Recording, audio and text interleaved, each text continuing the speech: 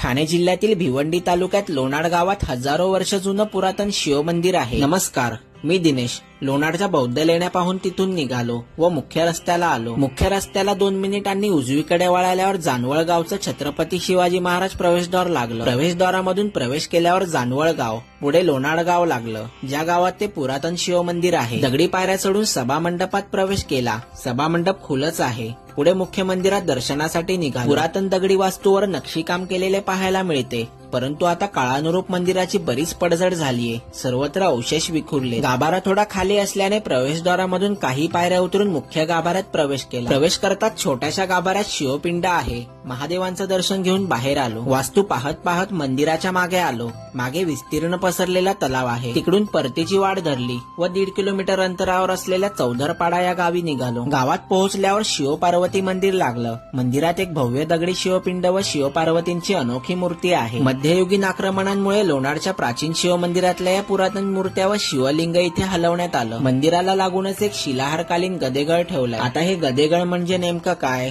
लोणाडच्या प्राचीन शिवमंदिराचा इतिहास काय, ही सर्व माहिती जर तुम्हाला जाणून घ्यायची असेल तर त्याचा संपूर्ण व्हिडिओ तुम्हाला माझ्या दिनेश नवल्या YouTube चॅनलवर पाहायला मिळेल।